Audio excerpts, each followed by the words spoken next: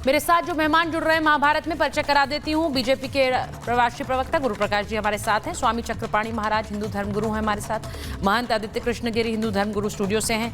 दानिश कुरैशी साहब AIMIM के प्रवक्ता हैं। तारिक अहमद लारी साहब समाजवादी पार्टी के नेता हैं। मुमताज आलम रिजवी साहब हैं, राजनीतिक विश्लेषक भी हैं और मुस्लिम स्कॉलर भी हैं। और अतिकुर रहमान साहब हमारे साथ जुड़ रहे हैं, मुस्लिम स्कॉलर। बहुत बहुत स्वागत आपका। गुरु प्रकाश जी, शुरुआत आपसे कर रही हूँ क्योंकि ओवैसी साहब गुस्से में। उनका कहना है कि नियम एक बराबर होने चाहिए, दो नियम नहीं हो सकते हैं। अगर तिरुपति में सिर्फ हिंदू होंगे, बाकी सब बैन होंगे, तो वक्फ में हिंदू क्यों होंगे?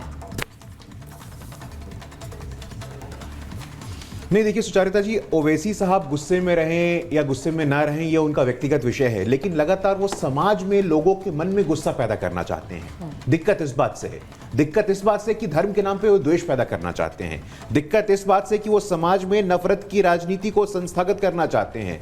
दिक्कत इस बात से है कि उनके भाई और वो मिलकर के एक ऐसी पार्टी चलाते हैं जो सिर्फ और सिर्फ मुसलमानों की बात करती है और बात सेक्युलरिज्म की करते हैं। हालांकि उन्होंने सेक्युलरिज्म की बात की है, मैं उनकी जानकारी के लिए कहना चाहता हूं। ओवैसी साहब बहुत बड़े बैरिस्टर हैं, ऑक्सफोर्ड से पढ़ के आए हैं, कैम्ब्रिज से पढ़ के आए हैं और कहते हैं कि उनके पास बहुत सारी जानकारी है। मैं पूछना चाहता हूं उनसे, सुचारिता आपको पता होगा उड़ीसा में महाप्रभु जगन्नाथ जी का मंदिर है। उस महाप्रभु जगन्नाथ जी के मंदिर के ट्रस्ट में उड़ीसा का गवर्नर भी मेंबर होता है।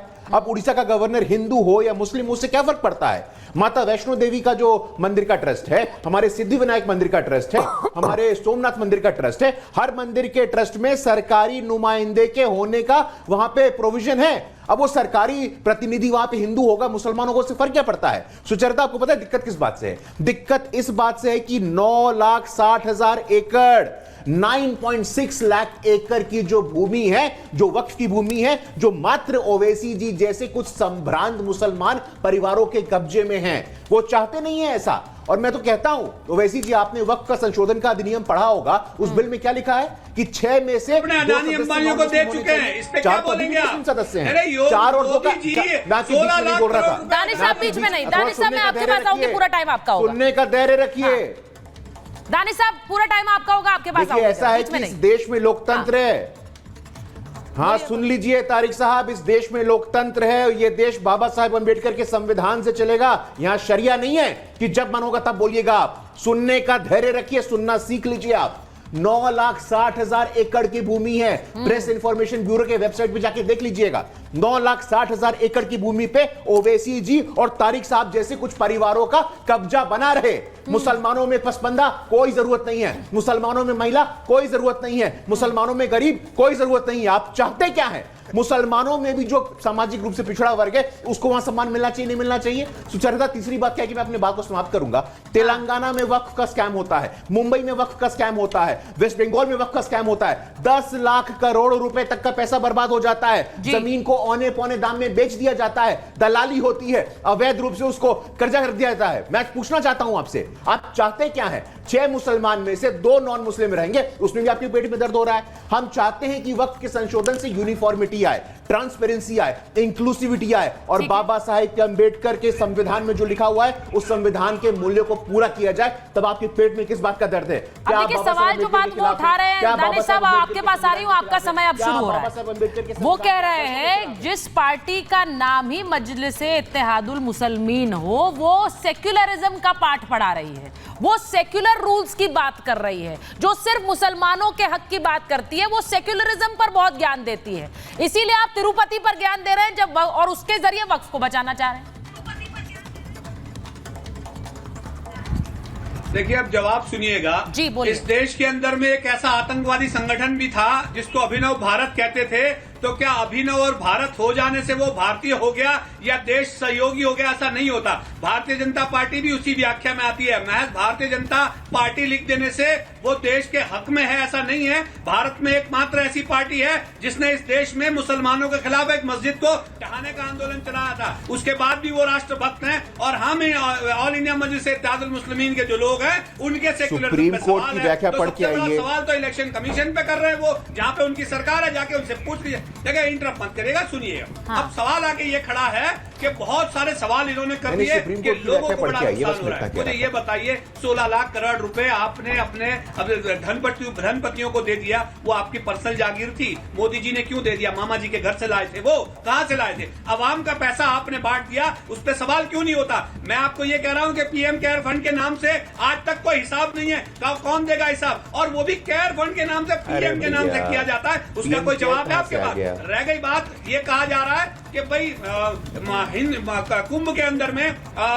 मुस्लिम नेता जो है वो रहे, तो सबसे पहला सवाल ये है कि अब तक यहाँ कोई कानून बनाने की बात नहीं थी, लेकिन आप अगर ये कहेंगे कि भाई जैसा रिचुअल्स की बात है कि भाई एक मंदिर है, उस मंदिर के अंदर में किसी की आस्था, अच्छी बात है, कोई और किसी मजहब का आदमी है, मान लीजिए कि कोई मुस्लिम है, वो नॉनवेज खाए या ना खाए, इस तरीके का व्यक्ति जाएगा तो परेशानी है। हम यही तो कह रहे हैं ना कि भाई हमारे भी रिचुअल्स हैं, आपको शायद नहीं पता होगा कि हम यूरिनल भी यूज करते हैं, तो एक तरीका है उसका, पानी का इस्तेमाल करते हैं, जो शायद आम भारतीय नहीं करता। तो आप मुझे ये बताइए कि हमारे रिचुअल्स हट करेंगे तब चल जाएगा आपको, लेकिन अगर तिरुमाला की बात आएगी तो फिर उस पर आप बोलेंगे। दूसरे नंबर की बात, इन्होंने ये जवाब दिया कि भाई बहुत सारी जगहों पे राज्यपाल भी है, गवर्नर भी है, तो मैं आपसे ये कह रहा हूं कि आप उनको हटा दीजिए, हमको कोई प्रॉब्लम नहीं है। सवाल ये है कि जो मुसलमानों का है वो मुसलमानों का ही रहेगा, इसके अंदर में किसी का इंटरप्शन हम चला लेने, मतलब आप कह रहे हैं उन्हें भी हटा दीजिए।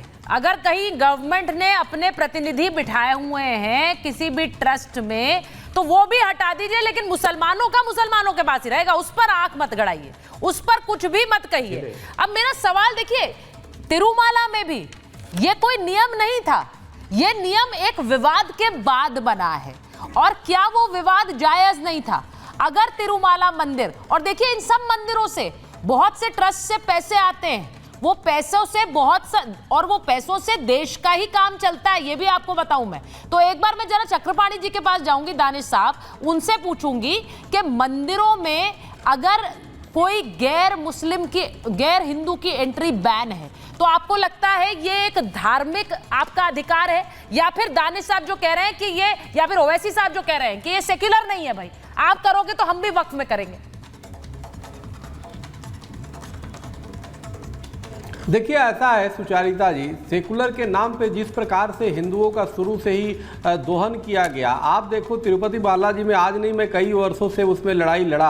हाँ। और ये लड़ाई लड़ा कि हमारे वो सनातन धर्म के वो मंदिर हैं, और उसमें अनेक गैर जो वो तिरुपति बालाजी में जिनकी आस्था नहीं है, यानी अनेक क्रिश्चियनों को उसमें रखा हुआ है, कई उसमें जिसके वजह से आज वर्तमान में जो आया है ऐसे नहीं आया है, उसमें कई जिसकी आस्था नहीं है उनको रखा हुआ है सरकारों ने, जो पिछली सरकारें थी। ये तो मैं धन्यवाद दूंगा वर्तमान की सरकार को कि उन्होंने जो है जो पिछली सरकार के जो था उसका पर्दाफाश किया और काफ़ी चीज़ें अब वहाँ पे ठीक कर रही है, और जब देख लिया कि अनियमितता हो रहे दूसरे लोगों को रखने से, तो इसलिए उसकी शुद्धता पवित्रता को ध्यान में रखते हुए किया जा रहा है। आप देखो निश्चित रूप से हमारे मंदिरों के साथ, हमारे धार्मिक आस्था के साथ, कुंभ के साथ शुरू से हमेशा खिलवाड़ होता रहा है, और उसमें गैर ऐसे लोगों को रखा